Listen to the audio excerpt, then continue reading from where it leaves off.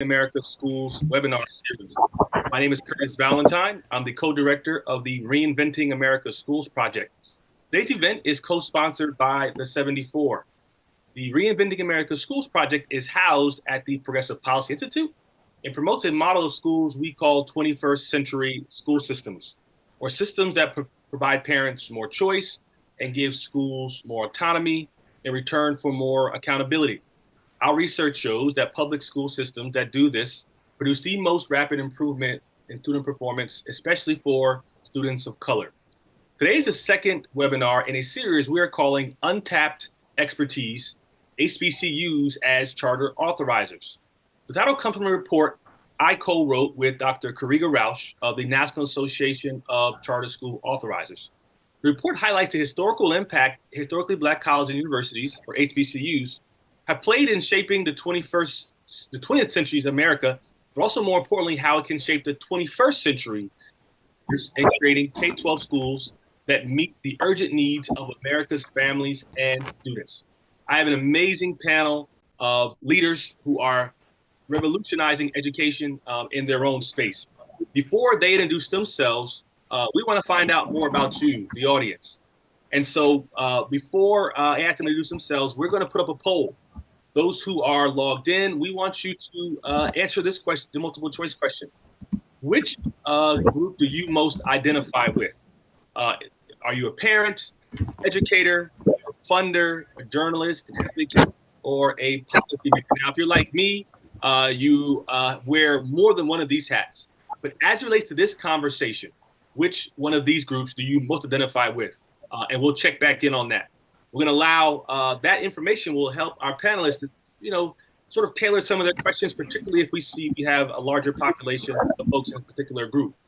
That being said, I do want to allow my panelists to introduce themselves, and we'll start with you, Dr. Lang. Introduce yourself, what you do, and where you're from. Good afternoon, everyone. I am Dr. Angela Lane. I am a recent BES and New Schools for Alabama founding fellow. Most recently, I am co-founder and executive director of I Dream Big Academy Charter School, Alabama's first HBCU partnered charter school in Tuscaloosa, Alabama. We are a 612 charter partner with Stillman College and will also co-locate on the campus of Stillman College.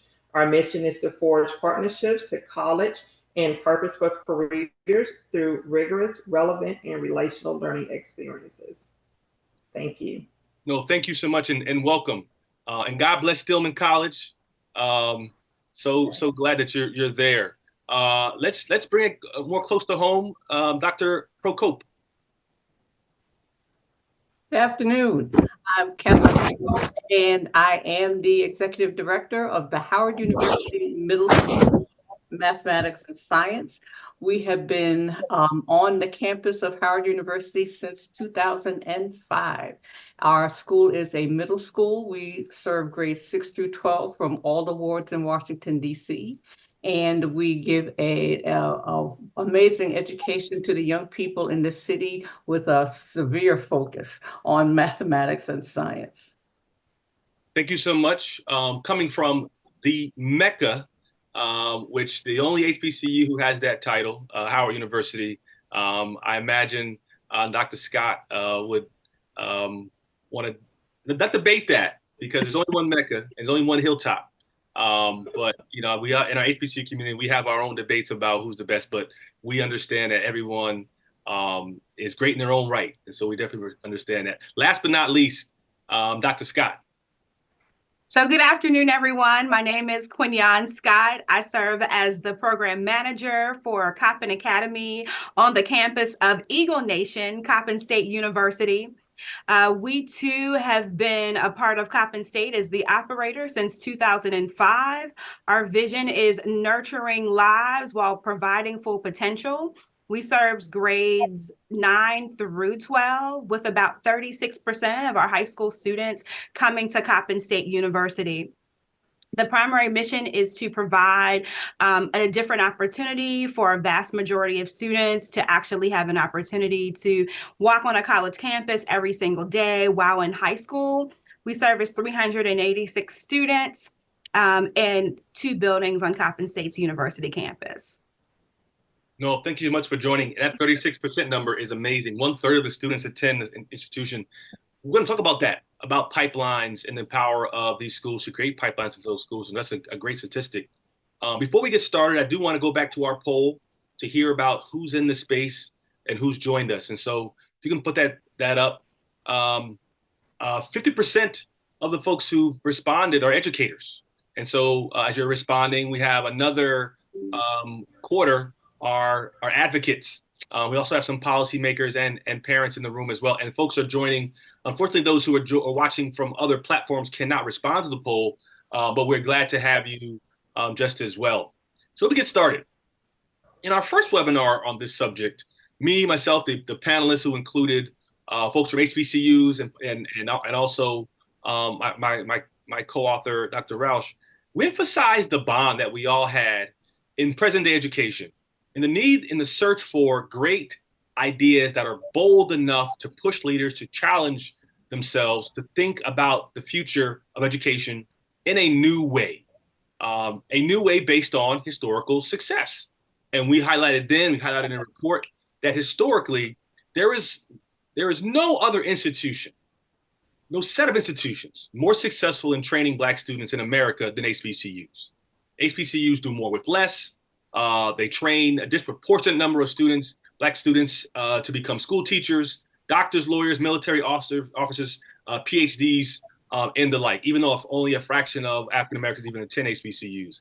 And so we often say that HBCUs punch way above their weight. So the question is for all of you, and I want to get you all a chance to respond to this question. Tell us why you chose to align your work and purpose with an HBCU. And so we can start with you, Dr. Procope. Why an HBCU?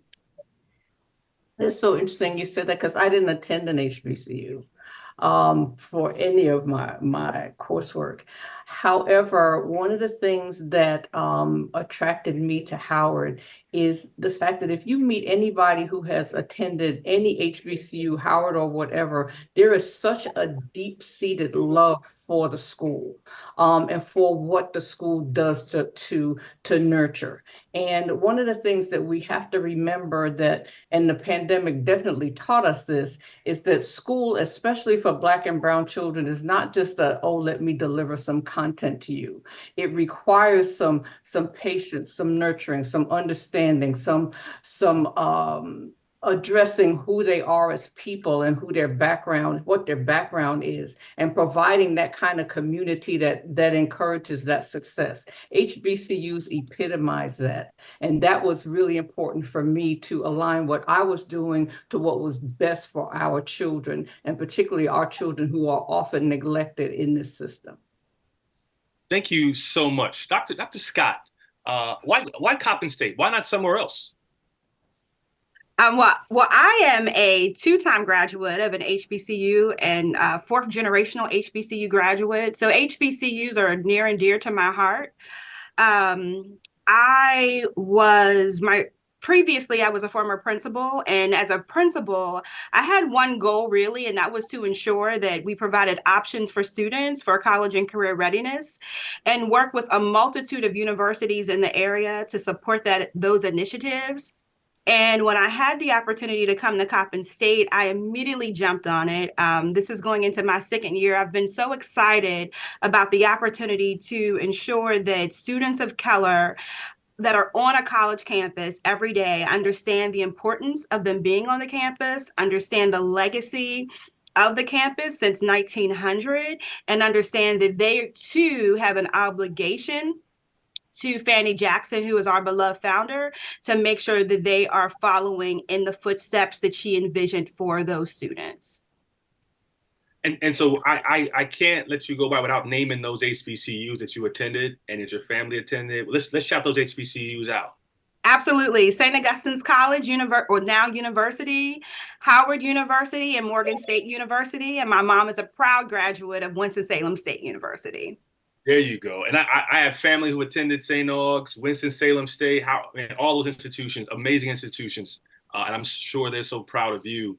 Dr. Lang, you chose Stillman College, made a lot of headlines about it. Why Stillman? Why an HBCU? Why not somewhere else? For me, it was very personal. I grew up across the street from Stillman College. I'm a first generational college graduate who attended an HBCU, Tuskegee University. But it was as a disconnected high school student and a struggling high school student, it was Stillman College Upward Bound program that developed a pathway for me to even think college was a possibility.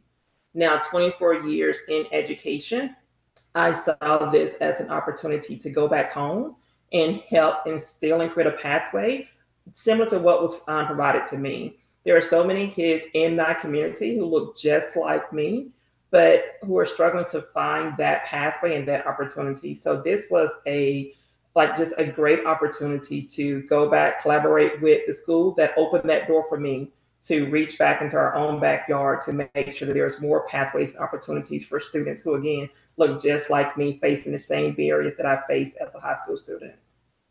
No, thank you.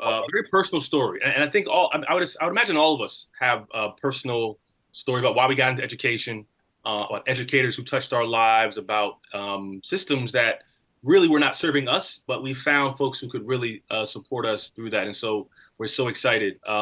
Throughout this webinar, I'm going to reference a report, and I'm going to ask my colleague Max, who's also supporting on this, to drop a link to the report in the chat for those who are watching, so you can click on this link and follow us as we're going through the report, but also allowing those who are doing the work, practitioners, leaders in this space, to respond to it. Our report outlines 4 key ways we believe HBCUs can impact the future, just as they've done in the past. Again, we've had HBCUs that have been around for so long. I'm a proud graduate of Morehouse College, over 150 years in education, and all of our institutions have been around for generations, centuries even.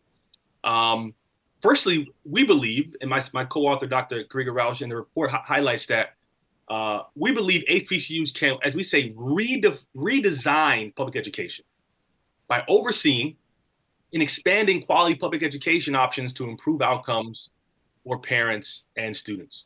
There are districts, there are school board members, superintendents right now that are trying their best, trying to figure this thing out.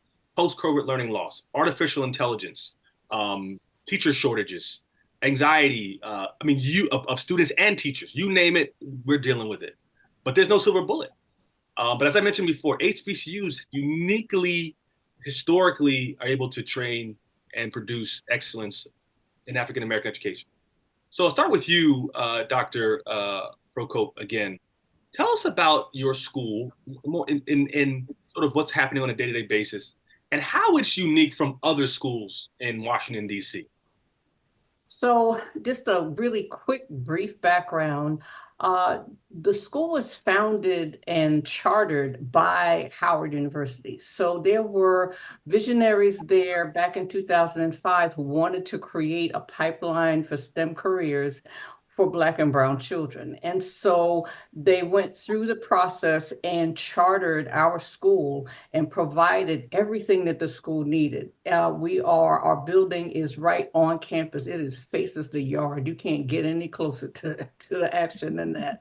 And one of the amazing things that happened is the School of Education was deeply involved in the actual development of the charter, focusing on what the goals and the mission and everything that had to do with the school, putting all those pieces together to get them to the authorizer to become a school. And the beauty of that is they didn't just do that and then go away.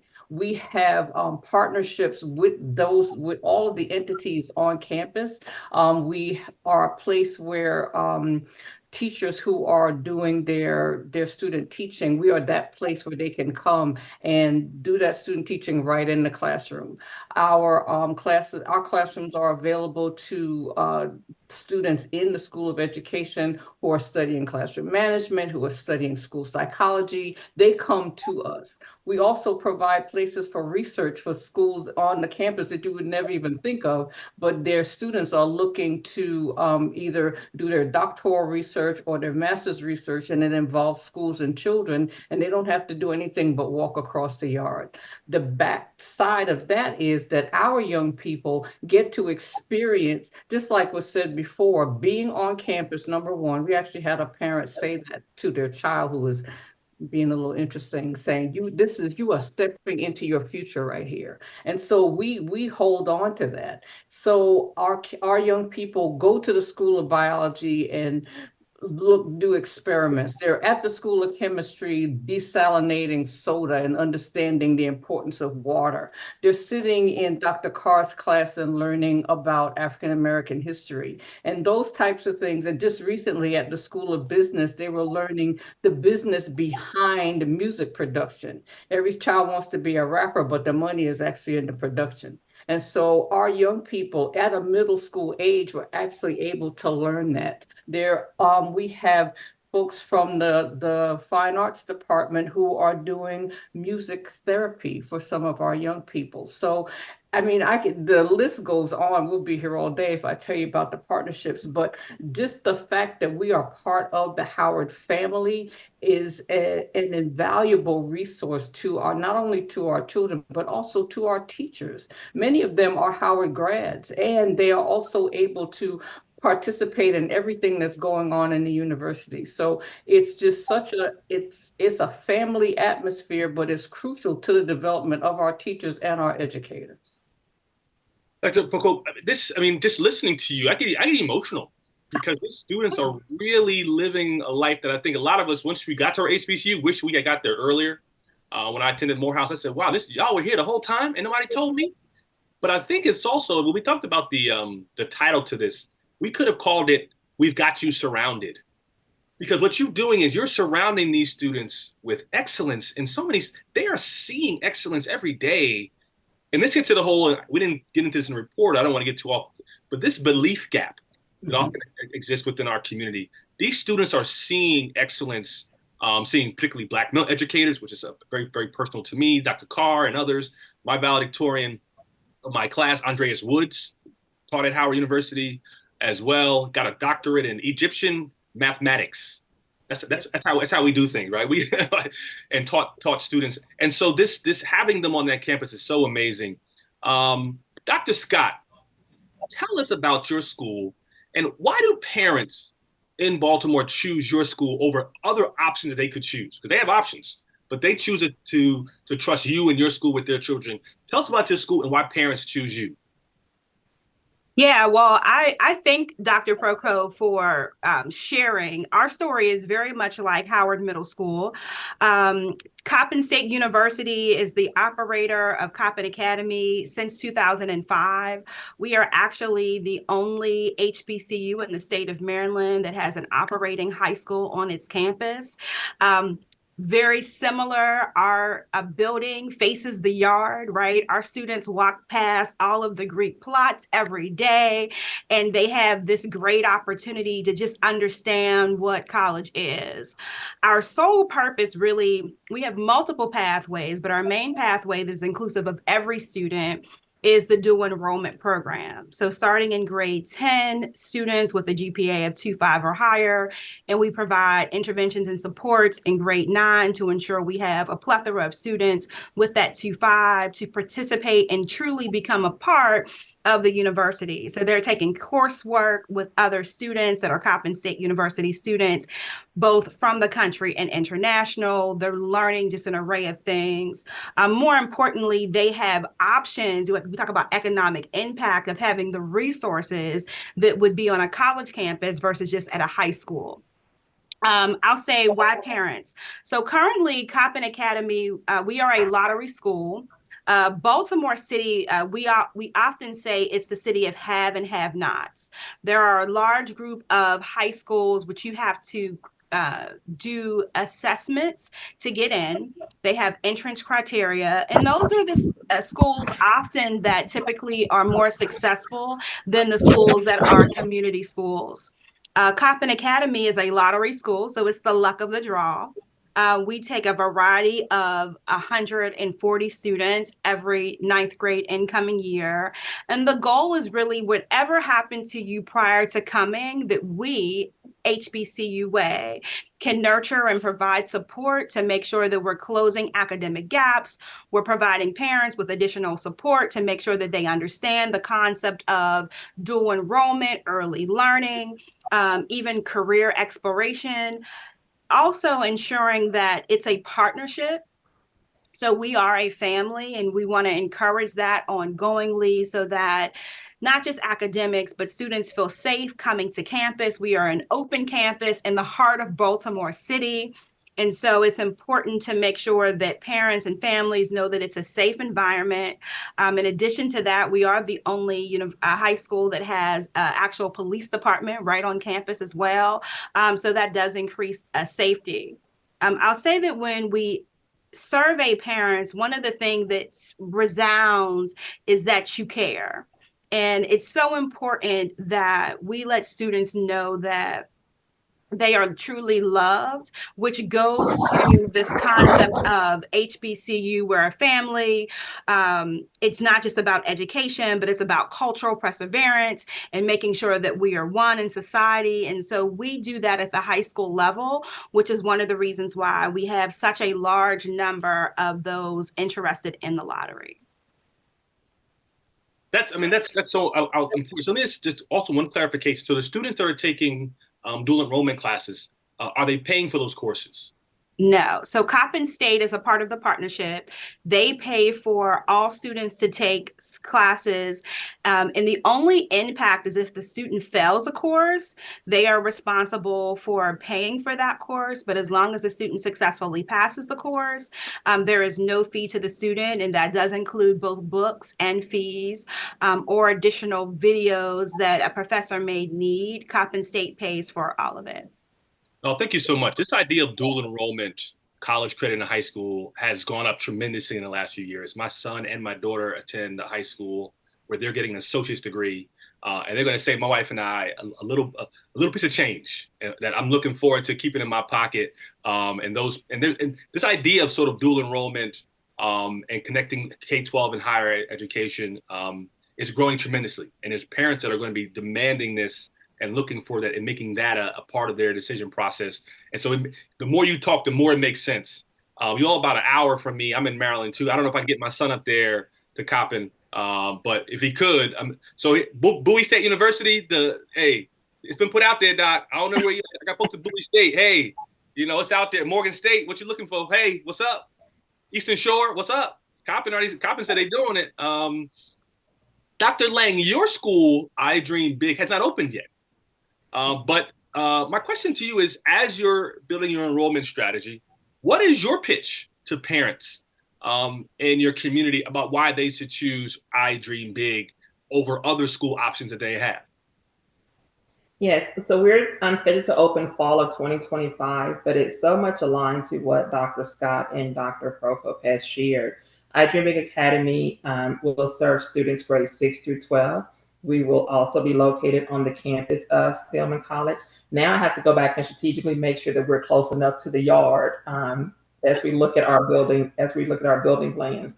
But I would really like to share with parents is that the school, as well as the partnership with Stillman, creates that perfect synergy and opportunity to allow our students to discover their passions and their interests while having firsthand experiences of being able to participate and learn and engage in the different college programs that's offered at Stillman College.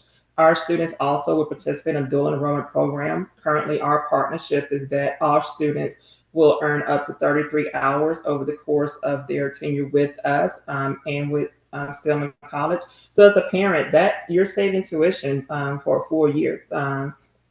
The cost of that tuition, while also ensuring that the student has those support systems in place to not only make sure that they're successful in high school, but also what does college look like? So for us, it's being successful in high school, but also making sure that they can successfully either go on and continue a 2 or 4 year college or be successful going directly in the workplace. And so our emphasis to parent not only the exposure of being a part of that HBCU environment on campus, but also the support systems that are in place to ensure that their child is successful beyond high school. No, thank you. Yeah, I think check out that plan. It got to be on the yard. I mean, the bar is set. If they can't see the probate when it happens live, it's going to be a question. But I'm glad the three of you are all talking. I hope this is a beginning of a conversation. The three of you and other leaders from HBCUs like Delaware State, North Carolina Central, that have charter schools, that have schools on their campus. And for me, in this project, I've discovered the young man who runs my son's program at his school here in Maryland actually attended high school on the campus of North Carolina Central University, another Eagle school, Dr. Scott. And Eagles fly down there as well. I do want to get a chance to go back to our audience. And I want you all to be creative in this space, audience members. This is the open-ended question. This is not a multiple choice. Do you have an idea for a unique K-12 school model? Now, you know, is it Montessori? Is it a language immersion? Is it a boarding school model? Is it a science and technology model? What are your thoughts? If you could create a school based on your own experience, on the research, on your passions, on where you think education is, what would that be? We're going to allow you to fill in that blank. Tell us the type of school you'd like to start if you could, and then share that with our panelists and with the rest of the audience. I want to get back to our report. The second way in our report that we believe HBCUs can really change education as authorizers is by impacting the future of education, we call building on educational legacies. And that's by really deepening connections with local communities. Like how are schools getting back to connecting with local communities? Those of you who read our report, you'll learn about HBCU lab schools. All my Southern lab schools from Southern University, you know, those folks go so hard for their school. And there were HBCU lab schools throughout the South. But most of them were connected to the local community, and that built out their school model in a very powerful way. I want to start with you, Dr. Lang, first. In what ways will your school deepen community connections with local leaders, local institutions at and around Stillman College? We're really sharing in on the vision of that Stillman College that President Page is bringing and communicating with us. So President Page has a vision of a communiversity and creating a concept from cradle to career education. And so part of our approach with her communiversity is to look at that K-12 piece. And one of the things that while we're not open, but as we're working through our planning year, has been very intentional of forging those partnerships, relationships with community leaders, and looking at how can we bring them to the table, not only as part of the development of what our school model look like, but also once we're operating. So it's how do our community members serve as advisors, as mentors. We're a project-based school, and so we created our schedule to ensure that our high school students, at least 2 days out of the week, are out in the community, whether it's job shadow opportunities, internships, or developing their projects with community leaders. But we've kind of begun to just build this environment where we're honing in on the voices of our community, creating that open door feel that we want them at the table as part of a two-way communication in order to truly build the concept of the communiversity with Stillman College and Dr. Page. I love that term, communiversity. And again, that goes back to, I think, the founding of our institutions, that the connection between the university and the community surrounding it, the faith community, the political community, the folks who are active in social change, all of those things were part and parcel of those founding and the proliferation of our universities. Dr. Scott, tell us about the community connections that you all have made in and around the Baltimore area that really help you support the mission of your school. So our president, who is Dr. Anthony Jenkins for Coppin State University, he is West Baltimore, and he's done a remarkable job of building a community by sitting on a multitude of boards for the university. I will say what his work does specifically for the high school is ensuring that we have resources and access, which is truly so important. So for an example, one of the things that recently the university did last summer was that they gave Coppin Academy a complete overhaul, which included new flooring, new walls, ensuring that the landscape of the high school matched what the brand for the university was. And so our president has a wide variety of community resources. And I think that it's important to funnel that down. So not just sharing it among community with Coppin State University, but making sure that the high school resembles the brand, making sure that there is a clear pipeline for what the high school is doing. So there is lots of, in addition to that, there's lots of construction around our community. And one of our recent grants is the West Baltimore Community Foundation grant, which helps us to our current Coppin State University students are able to mentor our high school students through this grant. So it's remarkable funding for us to have multiple meetings throughout the month where college students can actually support and help our high school students. There's also an after school program that allows students to work on e-cycling and support. All of these grants are literally in our backyard to help ensure that the school is growing and moving with the duality of the partnership. That's outstanding. I mean, I was recently looking at a report about what they call high dosage tutoring, high impact tutoring around the country in response to COVID learning loss, students getting back into the flow. And the federal government, philanthropy is really pushing this idea of college students being serving as tutors to support pushing out and increasing the number of high dosage tutors. And so glad to hear that Coppin State is taking the lead on that. I think this is going to be something that a lot of jurisdictions, school districts are going to be partnering with higher education because there's a shortage of high dosage tutors that are qualified, that are trained, that can do the high dosage tutoring on a 3-4 times a week in small groups. What is required that research says will get students where they need to be. And so I'm glad to hear that you are really using the student body as a part of the team. There was a question. Can I share one more thing? Sure. So we have a honors program at the university, and a part of the honors program, they are required to push in to the high school to commit 2 volunteer hours per week as a part of the class. And it's remarkable in the honors program, they're divided into 3 sets. They can either be teacher assistant, tutors, or mentors. And so we've got lots of support from that, where they even come back as the 2nd year honor student or 3rd year honor student to provide support.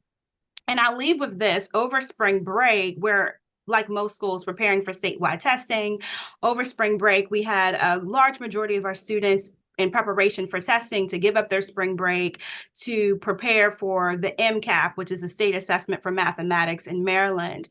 And after the spring break, there will be 8 weeks of after school program, and we hire Coppin State University students to provide that additional support. And we're seeing such great gains in such a short amount of time on key algebraic concepts. And so I just wanted to give you additional evidence that the theory is working, that children tend to learn through either people that like them or people that they can connect to. I mean, again, I have so many sort of phrases that come to mind when it comes to education, particularly HBCU. It is an all hands on deck approach to education. And that's at every HBCU that I've ever affiliated with, connected to. There are folks, no matter where you go, people are, really invested in your education. And I'm glad to see that the school being on the campus really emboldens students to get involved. There was a question in the chat. I did want to sort of come to you, Dr. Scott, about students who eventually end up at Coppin State, the 36%. Is there any preferential treatment around applications to the college to transfer in, or is there any sort of scholarships that a student who attended the high school gets if they choose to enroll in Coppin State? Yeah, so it's both and. So our students that actually attend, they would have previously applied if they were dual enrolled students. So our dual enrolled students actually have to go through the entire application process as would an entering freshman to Coppin State University. So that's a plus, that they're already a part, and they have all of the resources that any of our universities have. They have all of the access that our university students would have access to. In reference to scholarships, there's numerous. Our Coppin Academy students have access to the Presidential Scholarship and the Fannie Jackson Scholarship first.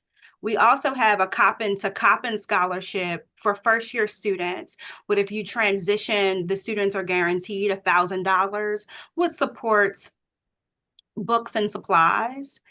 And then we work closely with our admissions department to secure other additional resources that students may have. We have a summer program called SAS, and our students also have an opportunity to go to the summer program and transition, which means that they can stay on campus and they can academically transition as they decide to come to Coppin State. That's outstanding. So many models, so many points that a lot of folks on this call are listening into, and alums are calling their presidents right now, trying to figure out what's going on. Dr. Procope, again, Howard University, right there in the heart of Washington, D.C., only a few blocks from historic U Street, right there on Florida Avenue. How has your connection and location on Howard University's campus enhanced the school's connection to local Washington, D.C., and the Shaw community in the district? It's always so interesting because when I say to people, oh, we have a middle school, they're like, you do?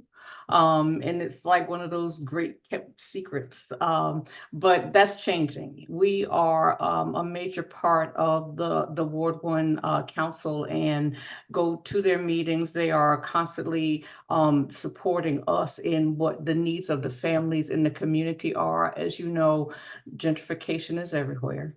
And it is a big thing around where Howard is located. And so it's interesting because I've had some very pointed conversations with folks about the fact that we are, the conversation was, oh, there's no, viable middle school in the area. And I said, we are a middle school on a college campus being taught by certified teachers in their content area, being supported by the professors at the university, but that's not viable. And I just let that drop. So, however, Ward 1 still has a great supportive family unit, and we're able to reach out to all the community organizations, and they are more than helpful, come in and support our students. Similar to what Dr. Scott was saying, we've got lots of supports for tutoring. We have support for our after school programs. And so that includes, we're doing things like esports and robotics, and all the people who are supporting those things are coming from the community. And just to tap into the high impact tutoring, same thing happened with us. There's an organization on campus, and it's called the Industrial Society for Industrial and Applied Mathematics. They reached out to us, and they provided us with over 30 tutors for mathematics who came in to support our students.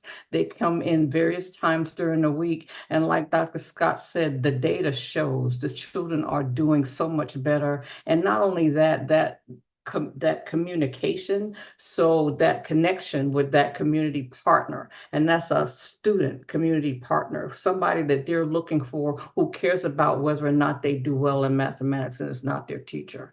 So we've also provided a lot of supports to our parents, because realizing our parents are part of the community and didn't know that, Howard provided associate degree programs, that they could get other programs within the university as well. So being able to let them know that Howard was a resource to them was something that was a benefit for us, to our families. Well, I'll tell you, I just learned something. I didn't know Howard offered associate degree programs at all. So there you go. So outstanding. Again, what's happening on these campuses, getting college students involved in the K-12 space. I would hope that those students who are tutoring high school students would look to get into education post-graduate, whether they thought so at the time or not. But once you start working with these babies and you start seeing that light come on and you start seeing things that you impact, that's how a lot of educators, that's how a lot of us started.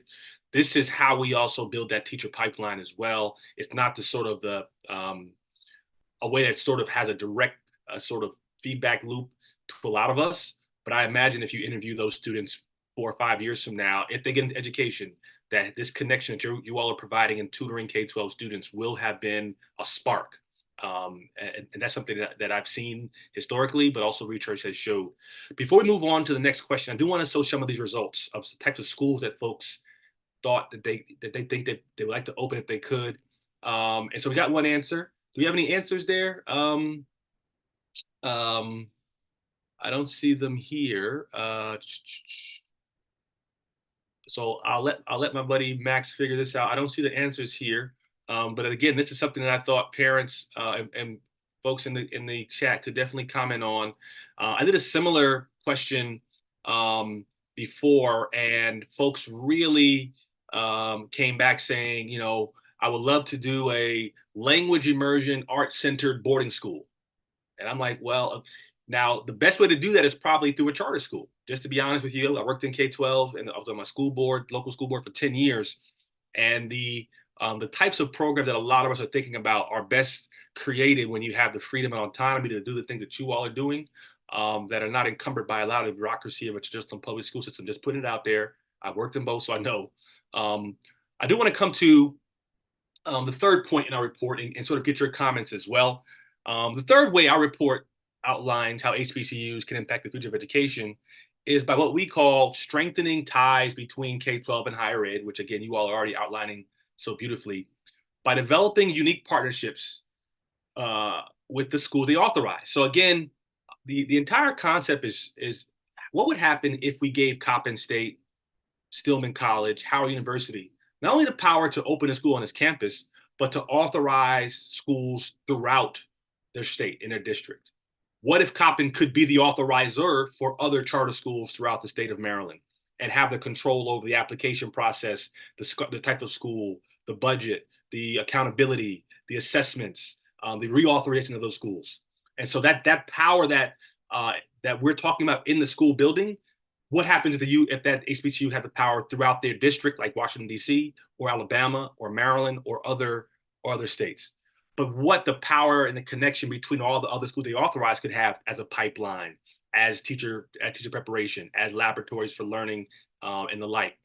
And so this idea of, you know, providing access to higher education campuses, which you all do, creating pipelines of new students, which clearly you all do, opportunities for dual enrollment, which I'm hearing all as well, mentorships programs between schools and you all are already covering it all, and research opportunities for faculty to go into the K-12 space that are trying to talk about student anxieties, talk about excellence, artificial intelligence, the future of education.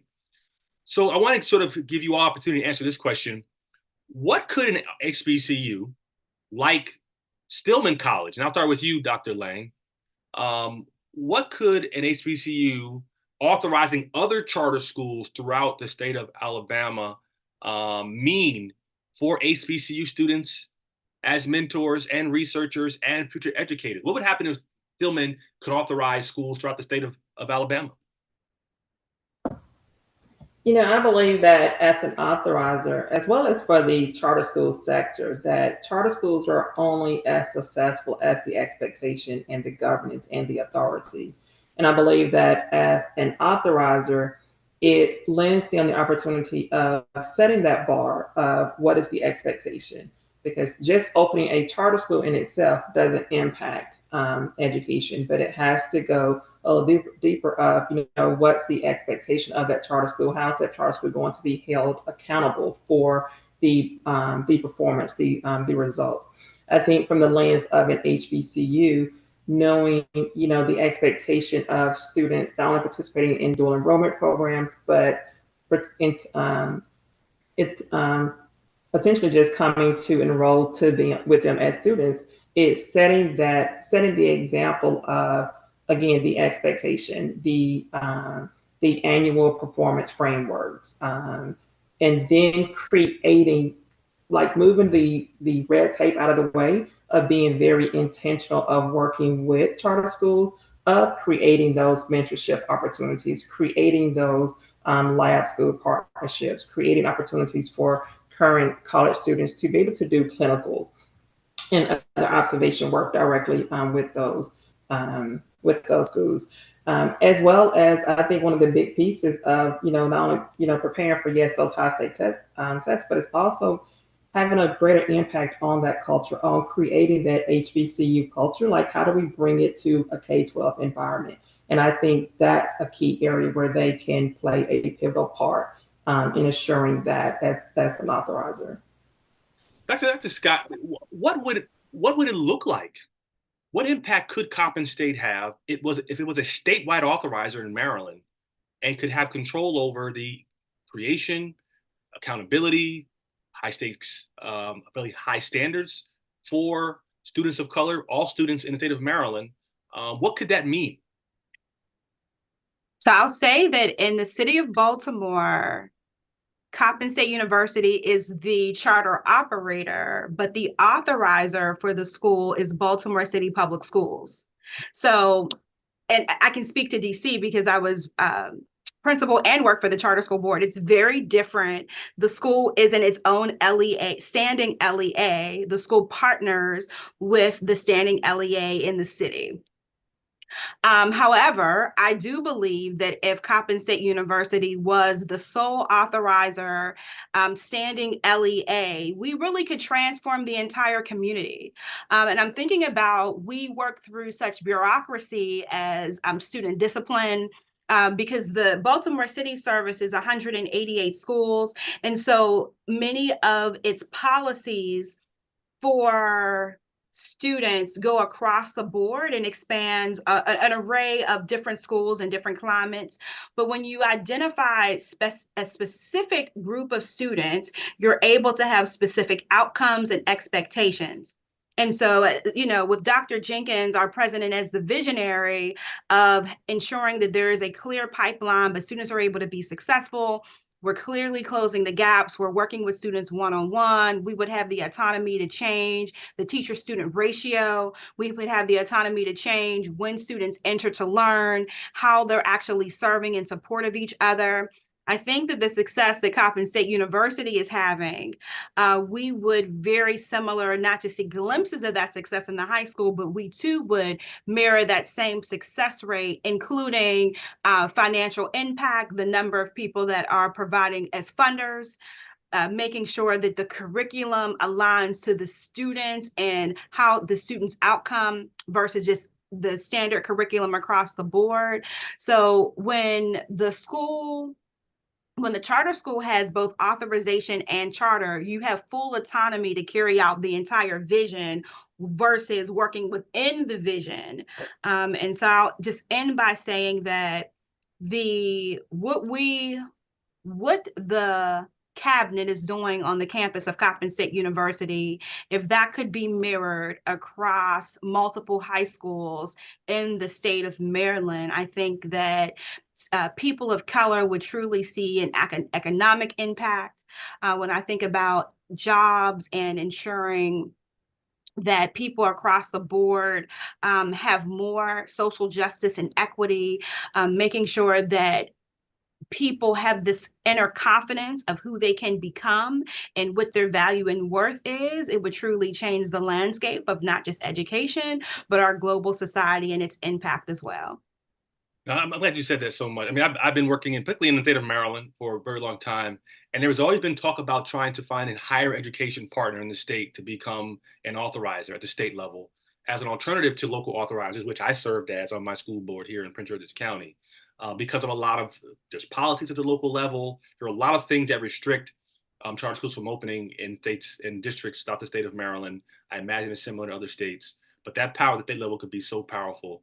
Dr. Procope, if Howard University was its own authorizer that could also open up schools throughout the city and be the governing body to ensure that they're carrying out their mission, but also the mission of Howard University in some way, what could that mean for education in the District of Columbia? And so, first of all, I have to say that we, as authorizers go, I think that the DC Charter School Board does an excellent job. Won't say that part. When we were putting our charter together in 2005, the input that we had came from a lot from the School of Education. So when you think about an authorizer, ensuring that schools are of high quality, have, as Dr. Scott said, have the right curriculum, as Dr. Lang said, making sure that they are accountable.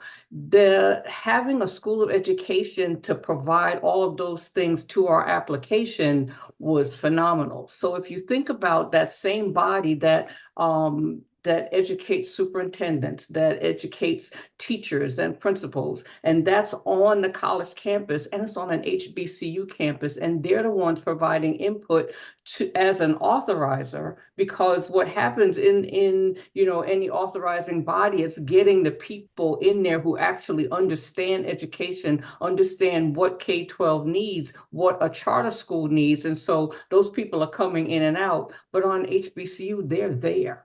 So those professors are there. They are the people who know what's needed for K-12, because they're teaching young people to be those people in K-12 schools. So what better place to authorize charter schools than an HBCU?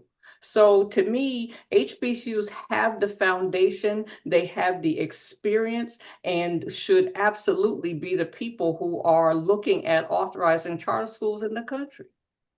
This is so true. I think for those of us who know a lot about our HBCU that we worked with, we attended, we read about our founders, this is the founders' wildest dream, at least in 2024. The founders of HBCUs wanted to control over the school as much as they could, period, because they knew that we were best situated to learn, train, care for, provide our students the support that they need to be successful. And we've been doing it for over 150 years or longer. But yet, in some cases, we've ceded that control, unfortunately, in a lot of ways to other people. And we're seeing the results of that, to your point, Dr. Scott. We're only able to sort of not fully actualize the vision. It's close, but there's still so much more to go. We're going to wrap up soon. But the fourth and final way, and you've alluded to this, Dr. Scott, I want to give you credit for that. The fourth way that we in the report highlights how we could reform education through HBCUs become authorizers. It was something we call creating small, strong community institutions and wealth. By understanding the potential in new charters, creating new facilities and jobs with opportunities for economic growth in communities, and incentivizing African American and alumni vendors who provide schools with products and services. And so for all of you, as we're wrapping up, you lead schools, and in your case, Dr. Lang, you will hire vendors in food services, cleaning, landscaping, supplies, ed technology, you name it. What's the difference between becoming a vendor with a charter network and with the traditional school district? For those of you who know both, how much simpler could it be? Will it be to be able to have more decisions over procurement and how schools funds are allocated because you're a charter versus being a traditional school? So anyone can answer that question. I think for us, especially as we're kind of going through those processes now, while we still follow the same RFP process that's set out by our district, I think we've taken a very intentional approach to making that process very streamlined and more accessible and efficient for our community businesses. And we also have added like another layer to ensure that small businesses within our community, that they understand the RFP process. And so we've lent ourselves to be there to help them navigate through the process, to answer their questions one-on-one that they may not have posed in a larger forum when it's been published. And then also making sure that we're providing more avenues where the RFP is getting in front of smaller businesses. But I think the biggest thing that we have seen is just adding that extra layer to provide the support and the education and the training around to ensure that those businesses are able to come to the table and complete the proposal. Dr. Scott, Dr. Procope, Talk more about how having a charter school could allow charter school leaders to have more control over how funds are spent. Yeah, I'll just say that so much of it has to do with who the operator is. So, because at Coppin State, we are a state agency, so we have to follow all of Maryland state policy and governance. One of the things that Maryland does offer is that 25% of all RFPs have to be 25% of all RFPs have to go to minority businesses. So that's an opportunity to increase minority businesses providing support for us. But currently, Coppin State, there's not a plethora where we can open up to minority businesses to provide supports on a large scale for impacting the high school. We don't offer because, again, we follow state policy and processes. I'll say, though, that when you're going back to the authorization question, right? When you're an authorizer, you have so much more autonomy to do whatever you want, which would include ensuring that, the vendors that you bring in, they also contribute to the community. So at one point, I was a part of DC authorization. I was principal of CDC, the first boarding school in the country. And we utilized a lot of minority businesses, but the businesses also had to give back, which was a huge win-win for the organization. And that give back could be providing waters, or we just had the solar eclipse in 2017. I was principal. We had a vendor provide glasses for the organization. So whatever that give back meant, it was a soft ask to ensure that as we are extending this olive branch as a minority business, we also invite you to become a partner within the organization. And don't get me wrong, not everybody took us up on the offer, but a large majority did, where it impacted the organization at a broader scope. Dr. Proco? And one of the things, Dr. Lang said something very key, and that's making our community aware of the RFP process. We're a public school, and we have to follow the tenets of our of the city. But what happens is a lot of small businesses don't understand what the process is, and so when we put out RFPs for a vendor, they don't even know how to get that part. So what we do is have some education around that. And it's interesting because we've actually put it out to our parent community, because you'd be surprised how many of our parents have businesses of their own and never thought about, an opportunity like, oh, let me respond to an RFP to increase my revenue. So making sure that we're helping our community understand what that process is and how they can apply, so that they can take advantage of some of the opportunities to be a vendor for our charter schools. And so that's something that we've been concentrating on. No, thank you all so much. And we mentioned in the report this idea of the Julius Rosenwald schools, which were schools that many of which connected to Tuskegee University as well. My great grandparents were Rosenwald School co-founders, and my great uncle started a bus company because he purchased a bus, had his sons drive the bus. Back then, when if you had a farm license, you could drive a school bus too. And was able to create wealth in a community where even to this day, there's no traffic light in Bracey, Virginia. But there was a bus company that was created from that school. My great aunt, Lorraine Valentine, was providing school lunches, eventually opened up a restaurant. And so there's opportunities for economic development because these schools are created and because you have an authorizer that shares that vision. We're going to wrap up, but before we do, I definitely want to highlight some of the schools that people mentioned in the chat that they think that'd be really, really cool. One was a sports school with a focus on sports skills, but other sports-related majors. I imagine sports management, sports entrepreneurship, around branding, a school that really teaches young men and young women how to get involved into athletics and marketing. Someone also said a nature-based, travel-based school where students spend most of their academic day outside and traveling the world. Outstanding. Someone mentioned a career-connected learning model with a single-gender charter school to increase presence in careers and their underrepresentation. Someone else said, I dream about opening a school for urban high school students who want to be educators. I believe the school would need to partner with students as decision makers. All amazing things. And so the four of us are saying do it. Like, do it. Our students need it. Our babies need it.